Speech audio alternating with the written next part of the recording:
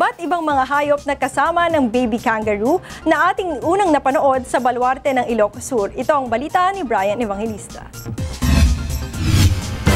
Around the world I've searched for you. I traveled on when hope was gone to keep a rendezvous. Kung napamahal na agad kayo sa baby kangaroo na si Tintin, kilalanin naman natin ang kanyang mga kasambahay sa Baluarte Zoo ng Ilocos Sur. Ito ang mga wallaby na kabilang sa pamilya ng mga kangaroo, subalit mas maliit lang sila. Alam niyo bang nakakamangha dito sa mga wallabies? Kasi ang maliit na baby sa kanila, kung tawagin ay Joey, pag pinanganak yan, mula dun sa nilabasan niya sa kanyang nanay, gumagapang siya na papunta doon sa pouch nung nanay. Nakamangha-mangha kasi isipin mo, mga 1 inch lang siya ang laki niya, yung Joey, tapos doon siya nagpapalaki sa pouch ng nanay. Mayroon silang 19 na wallaby na mahilig kumain ng carrots at kahit anong gulay. Nitong Pebrero lang dumating ang mga wallaby dito sa Baluarte, kaya nakikibagay pa sila sa ating klima.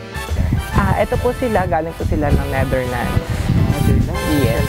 Pero ang origin po nila is usually sa Australia at saka sa New Guinea.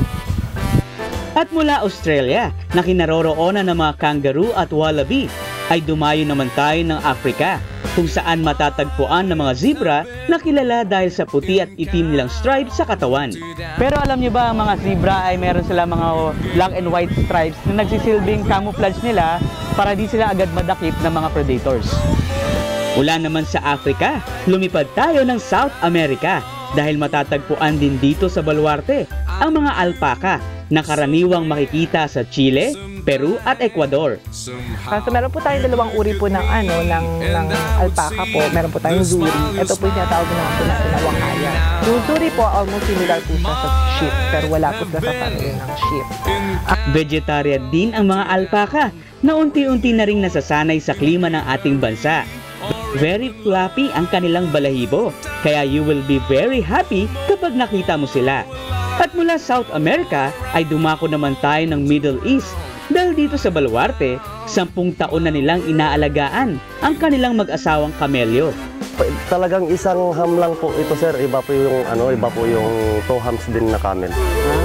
Saan po sila galing? Saudi rin po yata. Saudi.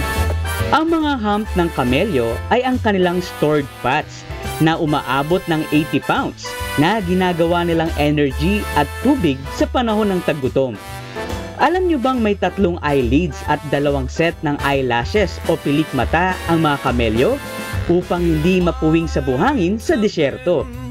Kaya din nilang isara ang kanilang nostrils upang hindi pasukan ang kanilang ilong ng buhangin, lalo na kung may sandstorm sa disyerto.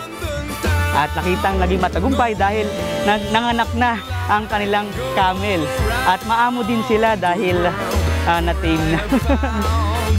Para na rin tayo nag-Middle East.